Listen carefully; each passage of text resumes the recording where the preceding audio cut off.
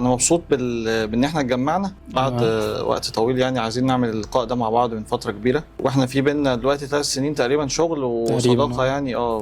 عملنا ايه وقت طويل، كان المفروض يعني ناخد الخطوه دي من بدري. أيوة شويه. أيوة. بس الحمد لله وصلنا. الحمد لله. فمبسوط اول حاجه ان احنا اتجمعنا وبقى في بينا المساحه دي ان احنا نتناقش، ودايما طول الوقت كده انا وانت بنقعد نلاغي بعض على الواتساب في مواضيع معينه ليها علاقه بالشغل بتاعنا، غير بقى الشغل يعني. فانا حابب ان احنا ننقل النقاشات دي للناس للجمهور بقى. يلا بينا. اعرف الناس بيك الاول. عبد الله عتريس، كو فاوندر شركه انتاجيه. مظبوط. بزنس ديفلوبر. وده بقى ده الجوب تايتل بقى اللي انت بتقوم بيه. ده الجوب تايتل بتاعي الحالي. ولكن الفعلي او الوظيفه الفعليه اللي انا بقوم بيها حاليا غير البيزنس ديفلوبمنت، هي كبراند استراتيجيست. انا مسؤول عن البراند بتاعنا، واي اكشن بيتم على العلامه التجاريه انا بكون المخطط ليها. انا واخد بالي، انا متابعك كده بشوف الستوريز بتاعتك، فانت في كام براند بنيتهم الفتره اللي فاتت. مظبوط. وبراندات قويه. انا الباك جراوند بتاعتي اصلا كانت تصميم. لما بدات في الديجيتال لايف بدات كمصمم جرافيك. منها من خلال الخبرات المتراكمه بدات ان انا انتقل واحده واحده لحد ما استقريت ان انا حابب اشتغل على الجزء الخاص بالبراندنج كتصميم وكاستراتيجي، لان انا حبيت ان انا الموضوع ما يبقاش مجرد فيجوال وايز، يبقى اكتر احتكاك مع السوق مع الجمهور، طريقه تفكير الناس، طريقه التواصل مع السوق نفسه. فمن المنطلق ده حبيت ان انا اشتغل از براند ديزاينر في البدايه، وبعدين اتجهت شويه للجزء الاستراتيجيك ان انا اخطط انفذ. ومنها طبعا طلعت للبيزنس ديفلوبمنت. يعني البراند استراتيجي ده يعتبر التطور الطبيعي بتاع مصمم جرافيك على حسب في اتجاهات للمهنه تحديدا. اتجاه من الاتجاهات دي ان انا قررت اتخصص بس في تصميم العلامات التجاريه. طيب ده كمبدأ تصميم فقط، يعني كتصميم فقط. لما حبيت ان انا اخد خطوه في الكارير ان انا اتطور شويه فكريا الاول قبل فنيا، قررت اشوف الشيء اللي انا بعمله ده هيكون مكتمل امتى. هيكون مكتمل لما اضيف معاه الجزء العلمي اكتر، الجزء الخاص بالتخطيط اللي هو الاستراتيجيكالي ثينكينج. انا بفكر ازاي ان انا اوصل الشغل الحلو بقى اللي انا بعمله ده للجمهور، ازاي اخلي البراند اللي انا اشتغلت عليه ناجح، واصل للاودينس بتاعه، بيعرف يبيع بشكل منتظم. بس وهنا كان التطور. انا بشوف دلوقتي التايتل ده براند استراتيجي ده ما كانش موجود زمان. مظبوط. ايه اللي بيحصل يعني؟ هو احنا كنا شغالين غلط؟ لا، احنا ما كناش شغالين غلط. انا اسف لو بقطع كلامك. بس احنا بطبيعة الحال الدنيا بتتطور. احنا كل يوم عندنا تطورات. تمام. في دلوقتي مسميات وظيفية كتير ظهرت، ومسميات وظيفية كتير بتندثر بشكل ما. حتى الحاجات الدارجة يعني بدأت تختفي من الأسواق ويطلع منها. طيب هل ده شيء أو كمقياس يقول إن احنا كنا ماشيين غلط؟ لا، ده تطور طبيعي للحياة اللي احنا بنعيشها عمليا. أنا كنت بشتغل كذا، بعد كده طلعت دراسات بتقول إن أنا لازم أدرس وعي المستهلك وأدرس السوق وأعمل كذا وكذا وكذا. طيب عايزين نربط الدنيا دي ببعضها، قال لك يبقى أنت لازم تخطط بشكل استراتيجي، يبقى أنت لازم تبقى مخطط للشيء اللي بتنفذه علشان تعمله بشكل ممتاز أو تعمله بشكل كويس. جميل. مش مجرد شخص بيعمل حاجة شكلها كويس. يعني في من الحاجات الشائعة جدا كانت دايما يقول لك البراند انت مجرد بتعمل لوجو، هوية بصرية، علامة تجارية بسيطة، مش عارف بالظبط. دي من الافكار المغلوطة بشكل على مدار الوقت من زمان ودلوقتي ومستقبلا. الناس بتعمل براند شكله يبقى فيه لوجو، فيه هوية بصرية عشان يقدر يبقى ليها شكل. عايز تجاوب على نفسك في السؤال ده، هسألك سؤال بسيط جدا. هل البراند بتاعك هيخاطب الجمهور من خلال اللوجو والالوان والهوية البصرية؟ يعني هل اللوجو هيتكلم؟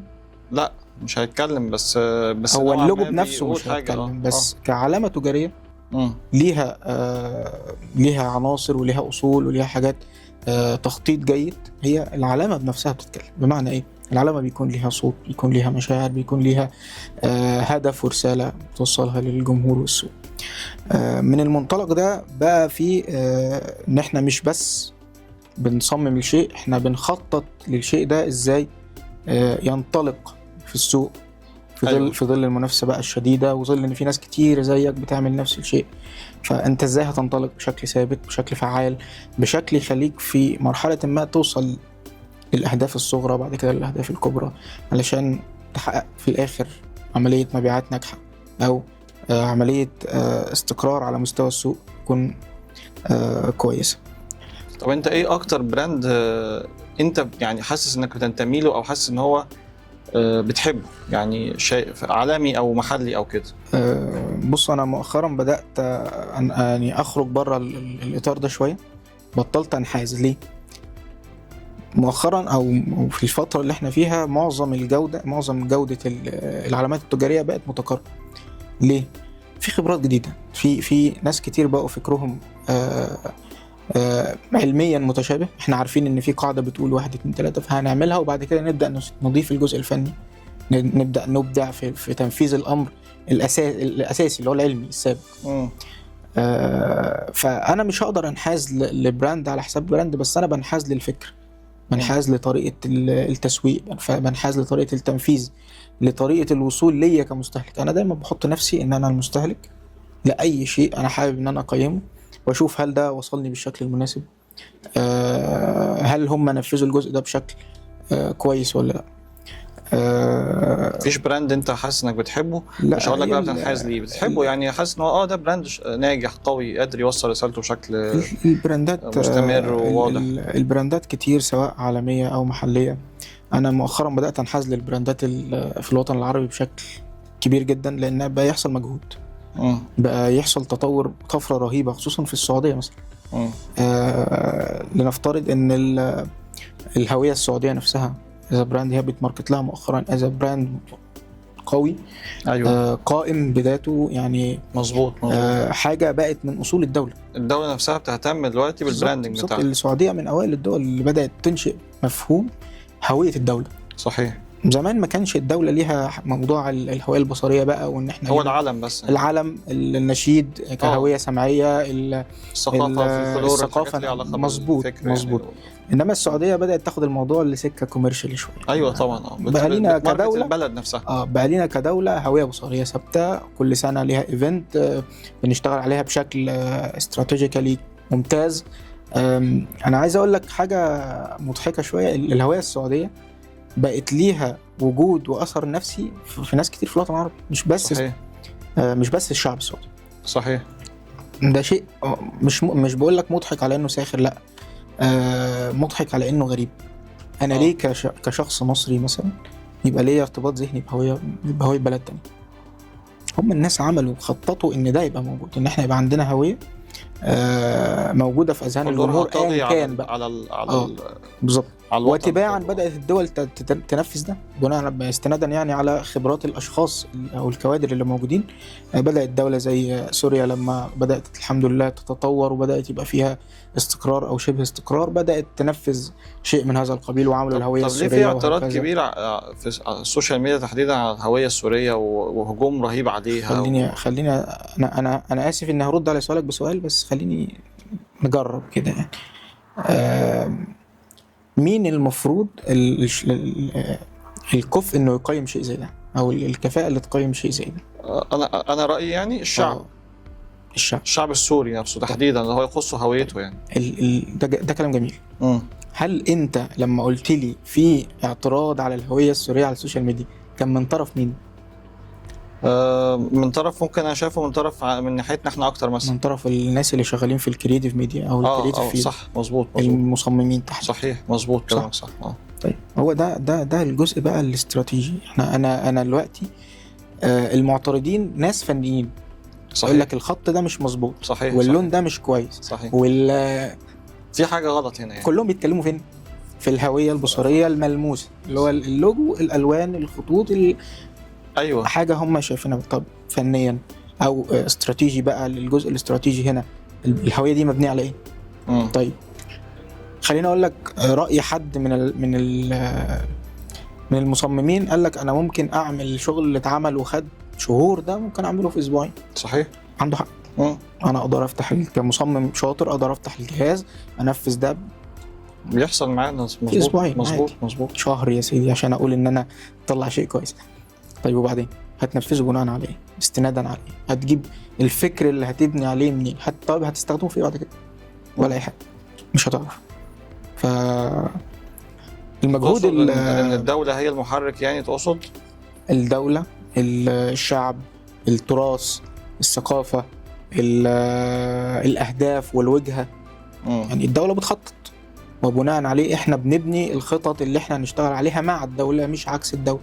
خطط تحديث واستمرار وحاجه تدي للشعب طاقه انه يكمل، خصوصا في وضع زي سوريا. احنا شعب لسه خارج من حرب، فمحتاجين يكون في دفعه امل تخلي الناس ممكن يكون الغرض حتى هو التجديد فقط يعني، حتى لو التجديد ده كان فيه بعض التجديد ده في حد ذاته هو نوع من انواع الامل. انا بدي صحيح. للناس امل ان في شيء جديد بيتعمل. صحيح على كل المستويات. صحيح. فما تجيش تعترض. ده بقى بيدخلنا في قصه الريبراندنج اللي بتتعمل كل سنه. بالظبط. يعني الشركات ما دي برضو دي يعني حاجه مبنيه غلط. هم يمكن قصدهم طب ليه ما تتبناش صح من الاول؟ وفي حاجه غير كده، ليه ما تتبناش صح من الاول؟ جايز الفكر في وقتها او الاهداف في وقتها مش مناسبه لاهداف دلوقتي، او الخبرات في وقتها مش متناسبه مع الخبرات دلوقتي، او تطور السوق نفسه وقتها مش زي دلوقتي. يعني زمان كنا بنقسم السوق شرايح، والشرايح دي كنا بنعمل لها كسيجمنت، يعني احنا بنعمل لكل شريحه الدراسه الخاصه بيه. صحيح. تصميميا بقى وتسويقيا والدراسه الخاصه بالسيجمنت. دلوقتي انت مش هتبقى فاهم الشريحه دي ليها سيجمنت خاص ودي لا او دي لا، كلهم بقوا متقاربين قوي، والحدود بدات تسيح ما بين الشرايح في حاجات معينه. صحيح. فبدات انت نفسك تقرب فكرك بقى من المنطقه الرماديه او المحايده ما بين الشريحه دي والشريحه دي، عشان تطلع شيء مناسب لده ومناسب لده. ايوه فاهمني. كمان حاجه، الدول، يعني انا ردا بقى او رجوعا لموضوع الهويات بتاعه الدول لا تعامل معامله الشركات. الدول لا تعامل معاملات الشركات، فما ينفعش نخضع شيء كبير اتعمل لتقييم افراد.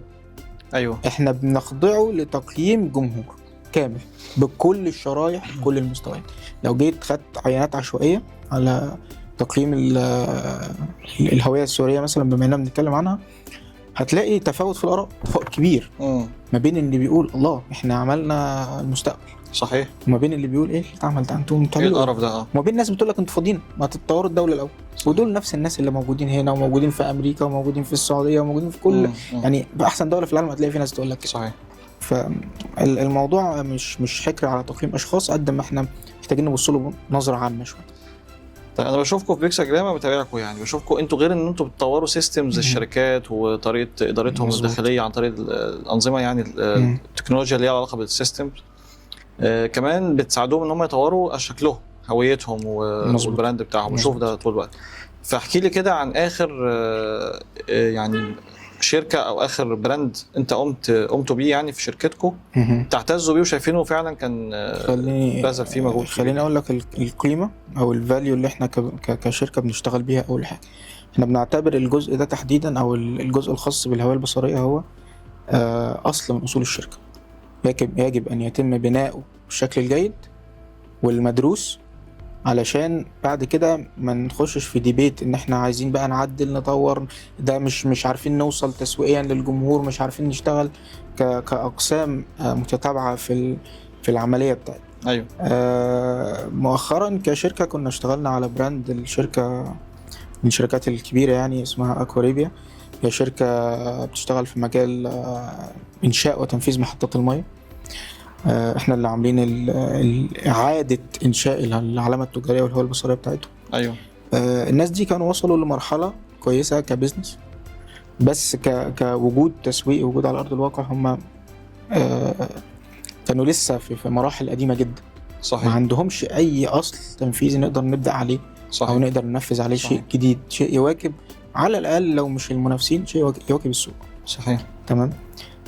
دي شركة محلية تبع الدولة؟ هي شركة مصرية وأعتقد هي مدرجة في البورصة. فهي شركة لها تعاقدات ضخمة مع الحكومة وهكذا. كان هدفهم الاساسي هو زي ما قلت لك احنا نظهر بشكل مستقبلي. طيب انا في شغلي طول الوقت بقابل النوعيه دي من الشركات اللي هي مثلا بتشتغل مع الجيش او بتشتغل بشكل ما مع الدوله، هي الانكم بتاعها او الكاش فلو بتاعها داخل زي ما بيقولوا، هي كده علاقات ممتده طويله الامد، ممكن من 50 سنه هم شغالين مثلا مع الجيش، سواء كانت شركه كونستراكشن او شركه انظمه ديناميكيه بتتركب او حتى مصاعد، ايا كان يعني هم شركات ايه شغاله ليها عميل، هو مش ولا عايزها على النت ولا عايزها يبقى عندها ويب سايت ولا حتى كارت ولا مش محتاجين. طيب ومع ذلك بلاقي ان هم عندهم اللي انت قلت عليه ده، انه في طلب انه احنا عايزين نتواجد ديجيتال. حلو. طيب ليه؟ السبب ايه من وجهة نظرهم؟ ان احنا يعني ما حدش يعرف عننا اي حاجه. حلو.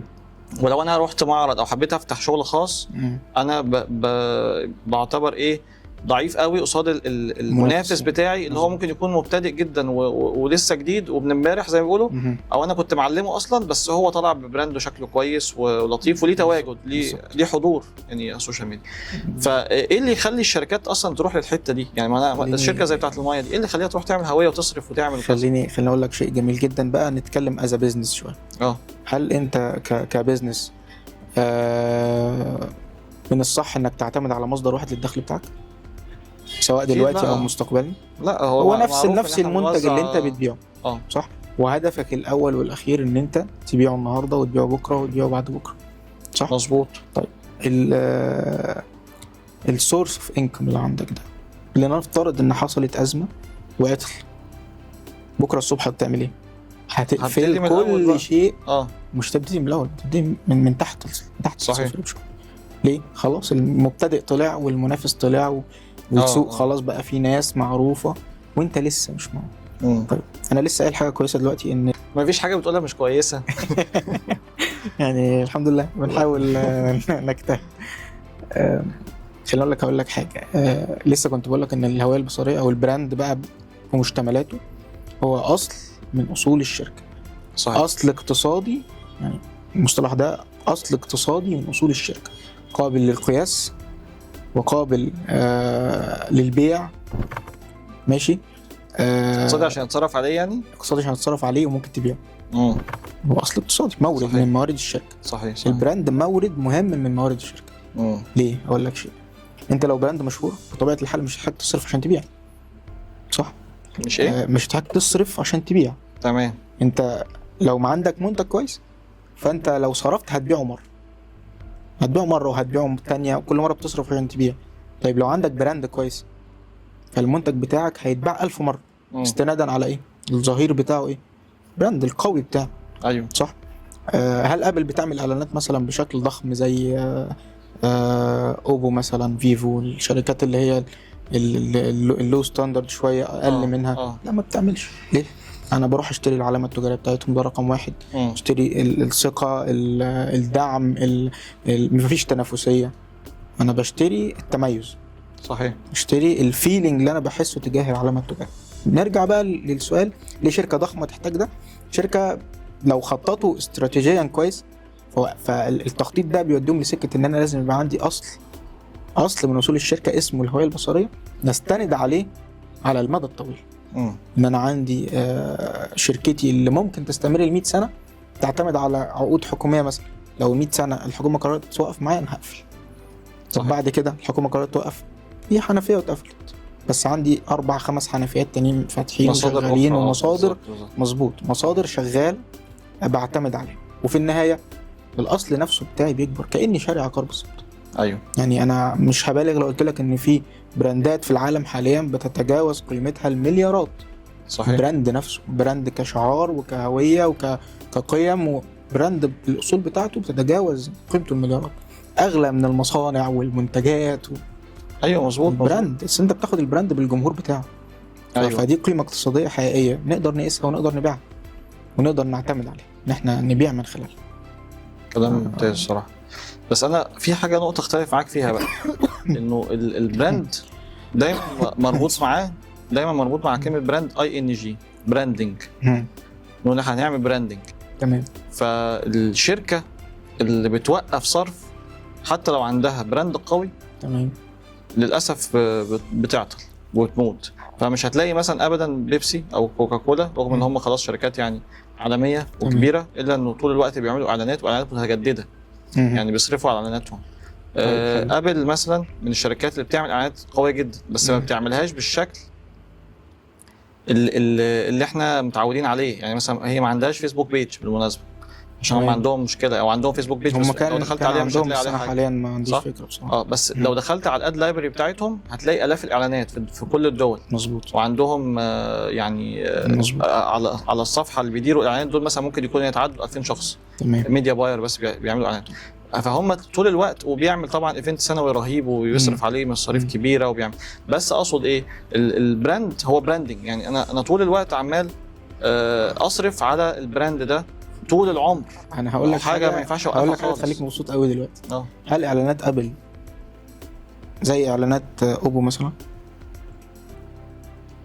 هل اعلانات كوكاكولا زي اعلانات سينا كولا كمنتج محلي؟ لا طبعا. انا ما بقارنش هنا المحلي ولا العالمي، بس بقارن كبراندين. اكيد لا في طريقه الاعلان. لما ابل هتعمل اعلان هتعمل حاجتين، يا اما هتعلن عن منتجها يا اما هتعلن عن هتعمل اعلان بيخاطب الجمهور بشكل ما. اكيد ان انت احنا بنبيع لك التميز، بنبيع لك القيمه، بنبيع لك مش ما بيعملش اعلان عروض، ما بيقولكش تعالى خد ايفون بخصم 50% او 10%. ايوه فهمت اصلا. ليه يعمل عروض؟ انا ممكن اعمل دوبليكيت للسعر اصلا.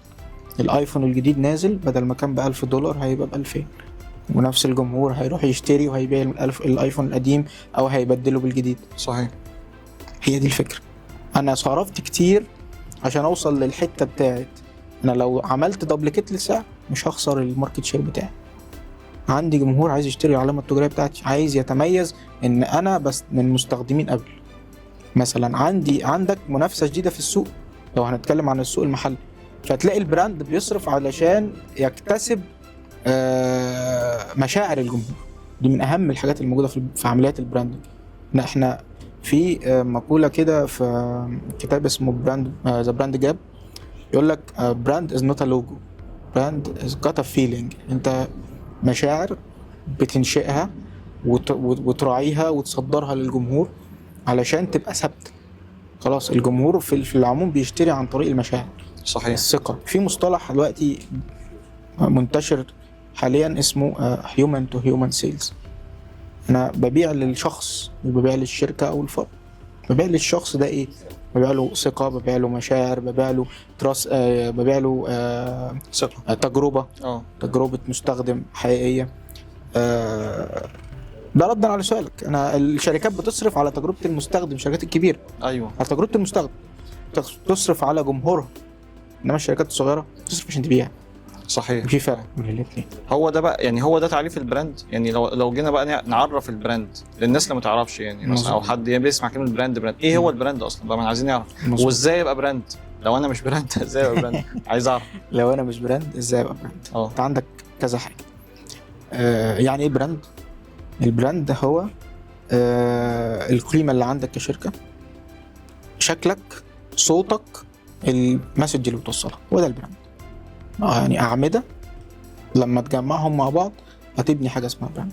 شكلك، صوتك، القيمة أو القيم والمسج، الرسالة. عملت الحاجات دي بشكل كويس، انت كده بنيت براند، وصلت للجمهور البراند. صحيح. طيب يعني ايه تنجح براند؟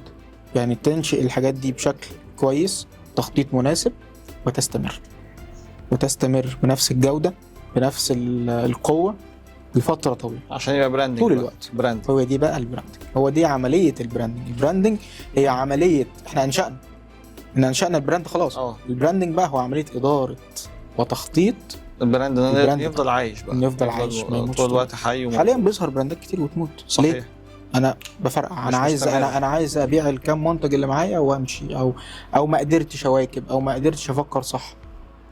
بص، يعني استكمالا لكلامك، لما الواحد بيدخل انا شغلي مع الشركات العقاريه، وبندخل الشركات العقاريه وبنتكلم عن فكره البراند دي. فانا بشرحها للشركه ازاي. انا بقول لهم العميل لما يعني من ساعه ما بيرفع سماعه التليفون عليك عشان يكلمك، من اول هنا بدات البراندنج. بدا ازاي؟ معناه ايه؟ انه السيلز بيكلمك ازاي مظبوط. وطريقه لغته معاك عامله ازاي. التون اوف فويس اللي احنا بنسميها تون اوف فويس ده، تون اوف فويس ده مش بس في الهويه، لا هو كمان حتى في مخاطبه السيلز العميل في التليفون. فاليو انا برسخها في الشركه في كل اركانها بالظبط. ده ولازم نمشي اول يعني فريكونسي او اول مره هو يقابلك فيه. مظبوط. بعد كده هو جالك الشركه، من اول دخلت الشركه يشوفك ريحه الشركه عامله ازاي، ريحه بتاعت الشركه مظبوط. فيها سجاير ولا ريحه معطره جميله، والريحه المعطره دي شكلها عامل ازاي. يعني خدناها من محلات الملابس المشهوره مثلا زي زارا او اتش ام وكده، كانوا دايما يعملوا ريحه عطر ثابته في كل الفروع بتاعتهم، فلما تدخل الفرع تبقى دي ريحه زارا، دي ريحه اتش ام، يعني كل مكان هم ربطوا في اذهان الجمهور بالسميلنج. انا بشم، انا عارف انا فين بالظبط. مظبوط. ويجي بعد كده الشكل بقى، اللوجو بتاعك محطوط على حتى الستاير الشركه، اليوفط اللي انت حاططها بره، شكلك بقى الهويه بتاعتك تعمل عليها الهويه البصريه بقى موجوده في كل حاجه، موجوده في الورقيات بتاعتك وشايفها طول الوقت، مش هتروح من ذهنك بسهوله قدامك. مظبوط. الاوت دور براند، البي ار كامبين براند، اطلع في تلفزيون ده كله، ده الاشخاص يعني نفسهم براند، الاشخاص بتوع الشركه لابسين ازاي وشكلهم عامل ازاي وظهوري انا شكلي عامل ازاي على النت. فالبراندنج عمليه كبيره قوي، يعني هي مش حاجه، مش لوجو زي ما انت قلت ولا شويه ورقيات، لا ده البراندنج ده حاله بالظبط. لما انا اسمع عن شركه الفلانيه ايه الحاله اللي انا بتتصدر لي، الحاله دي بتتبنى كمان عن طريق تجربه مستخدم كامله. يعني انا بشوف ان البراندنج هو تجربه كامله للعميل. مظبوط. يعني مزبوط. من اول ما دخل لحد ما اشترى وما بعد الشراء، خدمه ما بعد البيع لفتره طويله جدا، ده اسمه براندنج. هي عمليه البراندنج معتمده في الاول وفي الاخر زي ما انت قلت على تجربه المستخدم. عرفت تعمل تجربه مستخدم ناجحه حقيقيه وناجحه، انا ماشي في الطريق الصحيح. مظبوط، لانه العمليه دي هتترشح لعملاء اخرين. يعني العميل اللي جاي اشترى معايا دلوقتي، انا سلمت في ميعادي، التزمت معاك بالخدمات اللي انا قلت لك ان انا هعملها. مزبوط. لو انا كنت هدير لك مثلا الوحده بتاعتك بشكل ما، لو هي تجاريه او اداريه، فانا قدرتها وعملت لك خدمه كامله لحد ما استلمت ومبسوط مني في كل حاجه تمام. ايه اللي هيحصل بالتالي؟ العميل ده لو هو نجحت فيه هيجيب لي 10. انت حققت شيء مهم جدا وهي السمعه في مجال البيزنس بتقاس بالفلوس. صحيح. هو انا سمعتي كويسه، اذا ده يساوي فلوس. هو ده السمعه. الله ينور عليك. فكلمه السمعه دي يعني لو احنا قلنا لو البراند انا شايفه ممكن يترجم فعلا بالعربي السمعه. سمعتك اللي هو زمان انا سمعتي ايه في السوق كمعلم مثلا، انا سمعتي ايه في المعلم، الراجل ده راجل صادق، الماركت شير بتاعك، البوزيشننج اللي انت عامله، ترسيخك في اذهان الناس. مجرد ما اسمك بيتقال بتلاقي حد انتبه ولا لا. صحيح. فاهمني؟ فمظبوط. البراند ده بيحسسك بالامان، بيحسسك بالثقه، بيحسسك كل حاجه، بالاحترام، بيحسسك بالاعتماديه عليه، بيحسسك هي دي القيم اللي انت قلت عليها، ده جزء من البراند. اللي هو لما تيجي تبني براند ما تبنوش انت ما عندكش قيم، لازم ترسخ قيم ابني على اساسها. محدش بيطلع بعماره من غير اساس. الاساس مش اللوجو والتصميمات والكلام الجميل ده كله، احنا نقدر في وقت قصير جدا نعمل حاجات شكلها حلو. طيب لو مفيش مبادئ نمشي عليها، لو مفيش خطه، مفيش قيم. انا بشوف اكتر يعني مشكله في موضوع البراندنج ده في الشركات، انه ممكن يكون صاحب المال او صاحب الشركه عنده القيم بتاعته عارفها ومؤمن بيها ومترسخه جواه، بس المشكله فين بقى؟ ان هي مش بتروح لبقيه الشجره بتاعت الشركه. يعني المفروض البراندنج ده يبقى موجود عند الاوفيس بوي، موجود عند الاوفيس مانجر، وموجود عند الريسبشن، وموجود عند كل افراد الشركه من اصغرها لكبيره. عندهم القيم دي. ايه الحاجه او التول اللي اقدر بيها اوصل بيها قيم البراند لو انا عندي شركه كبيره بشكل حقيقي تبقى واصله فعلا جوه هي مش تول قد ما هي مانجمنت سيستم كده، او حاجه اداريه شويه، مهاره اداريه، ان صاحب الشركه ده ما يبقاش مجرد صاحب الشركه، ما يبقاش مجرد المحفظه مثلا او الشخص المالك للمكان، لا انا القائد بتاع المكان. انا هنا بقود العمليات، انا بقود الاقسام، انا بقود الفكر والقيم، انا اللي بوزع الادوار. عرفت تعمل ده هتلاقي كل الشركه ماشيه زي الساعه على الخط اللي انت بترسمه. طيب ما قدرتش، عندك فروع كتير، اقسام كتير، ناس كتير. صحيح. وزع مسؤوليات وتاكد بنفسك ان كل رؤوس الاقسام عندها نفس القيم او بتتبع نفس القيم اللي انت بتحققها. طيب مش ممكن البراند بوك يكون طول اديها للناس دي كلها يقروا البراند بوك ده فيعرفوا انا مين وبعمل ايه وقيمي ايه؟ ولا في سوق البيزنس حاليا مش هتلاقي كل الناس هتعمل ده. ليه بقى؟ انت مش ما عندكش تحكم في الاشخاص، اقعد اقرا كتاب، لا مش هعمل ده. بس لازم تظهر له ده في طول الوقت. طول الوقت حواليه، طول الوقت ان انت بتقدم له جيف اويز مثلا، أيوة. فيها براندنج. انت كموظف هكافئك، بس المكافاه دي مربوطه بالشركه. انت كقائد فريق انت لازم تكون بتوصل لفريقك بشكل يومي 1 2 3. لازم طول الوقت وانت بتكلمهم تقول، تذكر اسم الشركه، تذكر القيم بتاعتها، تتعامل بطريقه معينه، تتكلم بطريقه معينه. دي قياده. انا بقود الناس، بقود القاده ان هم يوزعوا القيم بتاعتي على الافراد. صحيح. فاهمني؟ والانتشار، انت طول ما انت منتشر بتحاول تزرع ثقافتك وشكلك وسط الناس، ده مع الوقت مفيش حاجه بتيجي من يوم وليله. ايوه. مع الوقت هتلاقي الناس بدات تنجذب للبراند. في ناس دلوقتي بتعتز بالبراند بتاعها جدا. انا في فتره من الفترات كنت شغال مع بولت. بولت هي شركه عالميه، فانا كنت معتز بيها. انا طول الوقت ماشي بقول انا بولت على لينكد ان. أيوة شير بوستس، احط التاج بتاع الجوب بتاعتي على لينكد ان. فاهمني؟ انا معتز بقيمه الشركه اللي انا شغال معاها. ايه اللي خلاك تعتز؟ عشان عالميه بس ولا حاجه تانية؟ لا خالص. ايه بقى؟ خالص مش عشان عالميه بس، علشان الشركه طول الوقت موفره لي الغطاء او المظله اللي تخليني اعمل ده. طول الوقت الناس بتكلمني باسم الشركه دي احترام مثلا. طول الوقت الشركه موفره لي كل احتياجاتي اللي تخليني شغال كويس. صحيح. طول الوقت الشركه بتثني على مجهودي في حته معينه. أيوة. مش بختفي في وسط الزحمه. أيوة. في زي أيوة. كتير سبحان الله. فلو الشركه سابت كل واحد يختفي في الزحمه، خلاص انا اديت شويه شغل ومشيت. صحيح. فاهمني؟ فطول الوقت انت بتبقى معتز بحاجه علشان الشركه نفسها بتضغط عليك، مش اجبارا، لا بشكل لطيف انك تبقى معتز بيه. صحيح. انا معتز بالشركه عشان الشركه بتعمل معايا 1 2 3 4، والعوامل كلها نفسيه في الاخر. فاهم؟ هو في الاخر سلوك نفسي للافراد. لو انا وفرت لك البيئه المناسبه والعوامل النفسيه المناسبه، انت بنفسك هتبقى سفير جيد ليا كموظف. لذلك انا ما ذكرتش اسم الشركه بسوء، انا قلت شركه جميله محترمه 100 100. أيوة. طب شركه تانية عالميه كانوا بيعاملوني وحش، يا عم لا يا عم يا ريتني ما رحت ويا ريتني ما عملت. صح. هي قيم نفسيه في الاول وفي الاخر. كنت عايز اسالك على التجارب من تجاربك الشخصيه بقى. ايه اكتر مشكله او اكتر خطا الشركات بتقع فيه وهي لسه بتبتدي البراند بقى؟ طيب انت هنا بتسالني من ناحيه تنفيذيه ولا من ناحيه تاسيس الشركه نفسها؟ لا مش تاسيس الشركه، انا عندي شركه اهو دلوقتي وهبني براند. حلو. ايه اخطر خطا ممكن الشركه تقع فيه وهي بتبني براند ده؟ حلو. الشركه بتعتبر البراند هو خطوه ليها حدود، وده اكبر خطا في الدنيا. يعني ايه خطوه ليها حدود؟ يعني انا كشركه الصبح قررت ابني علامه هويه بصريه، مش هنقول بقى ان هي براند، هنقول علامه هويه بصريه.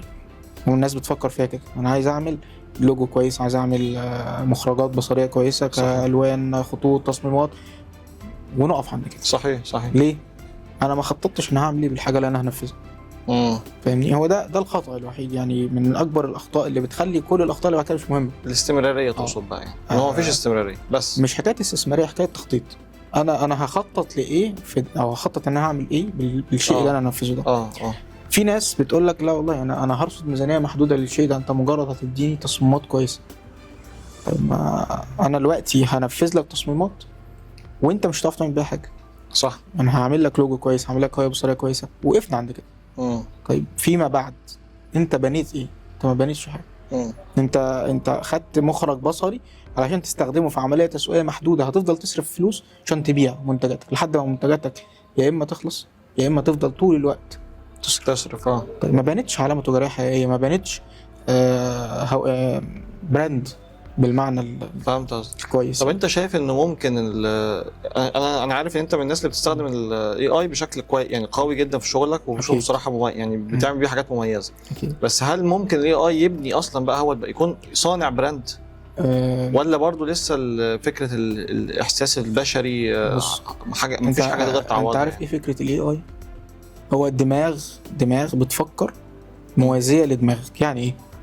انا مقعد قدامي اسيستنت بيفكر وبيرد على الخطوط اللي انا او الاسئله اللي انا بطرحها.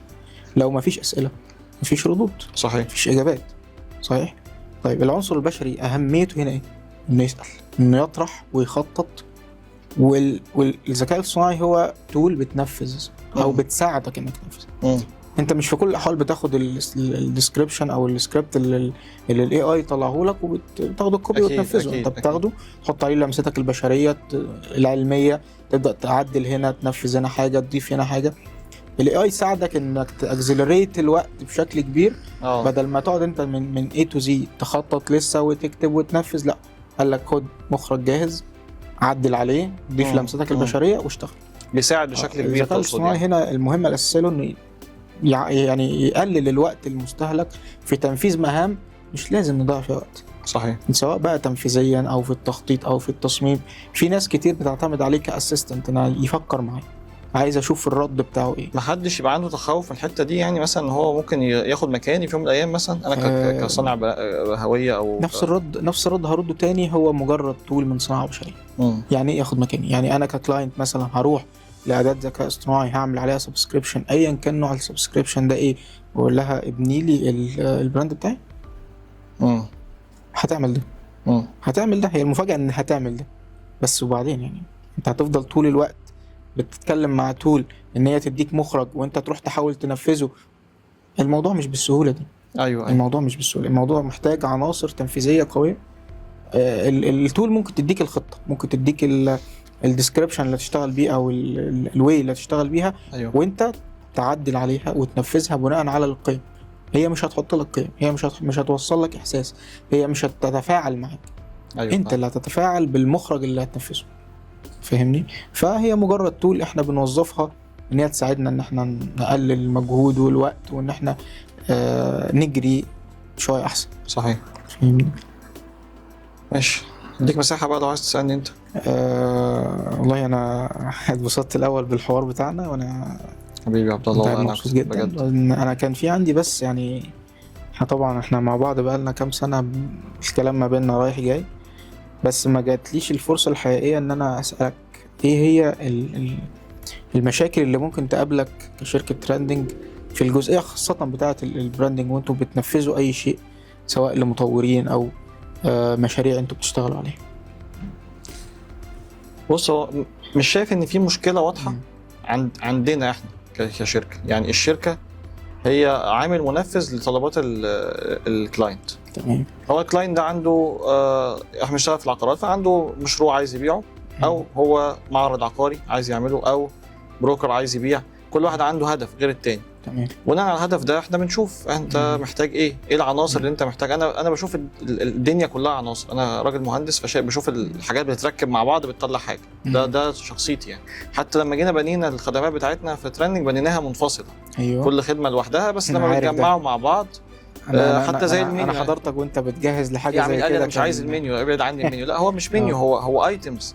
لانه فعلا لو مسكت الماركتنج بلان هتلاقي ايتمز. يعني الماركتنج بلان نفسها احنا هنعمل مثلا كامبين اويرنس بكذا، وهنعمل ليد جنريشن بكذا، وهنعمل تصميمات عددها كذا، وهنعمل مش عارف كام فيديو براندنج كذا، وهنعمل فيديو للمشروع، هنروح نصور درون. ما هي في الاخر ايتمز.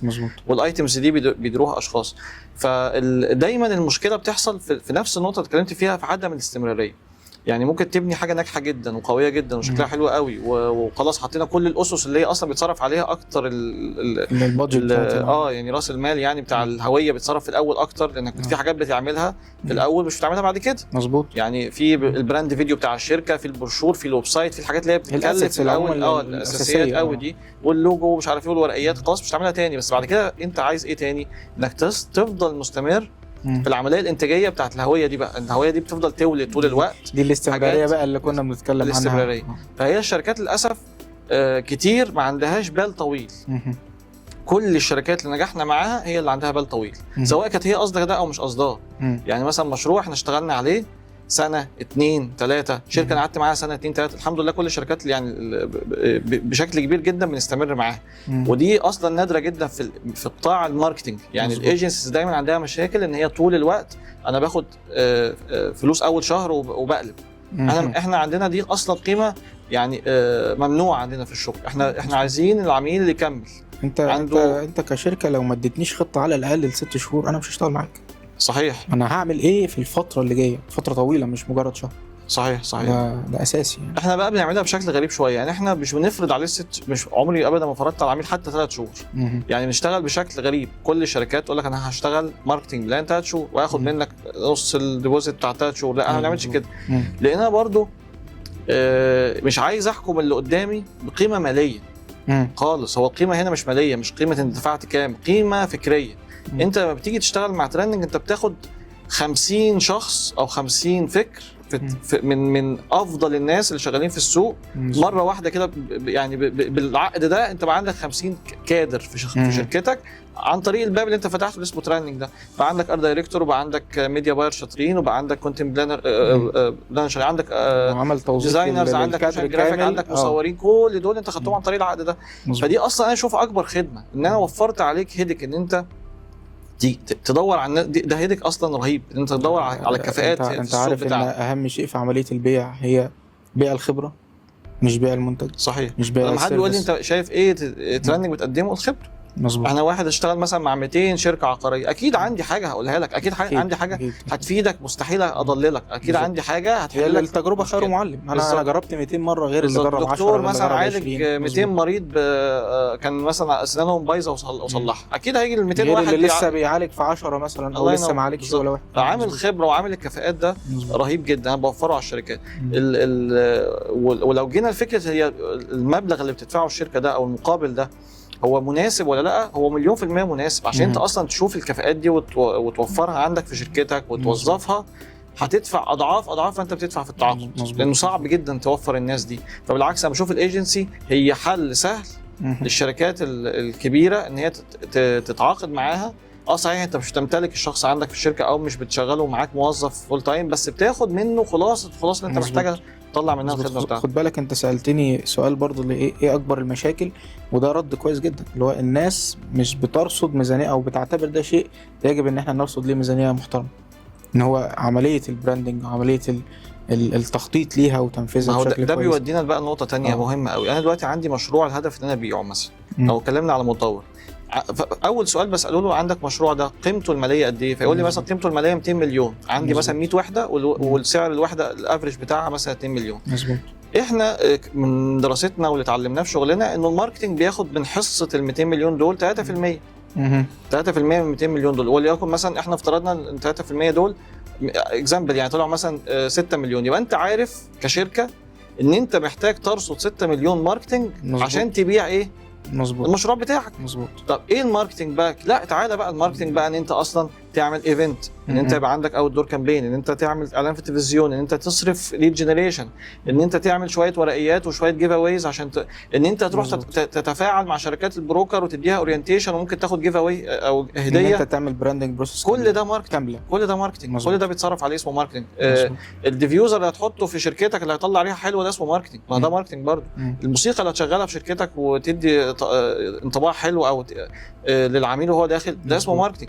فانت محتاج تصرف على الماركتنج ده 6 مليون. يتصدم هو بقى، يعني هو مش شايف 6 مليون اصلا، هم زيهم بالظبط زي الخرسانه اللي انت هتجيبها، زي الارض اللي انت اشتريتها، زي المحاسب القانوني اللي انت لو قعدت تبني وما عملتش ده مش هتبيع.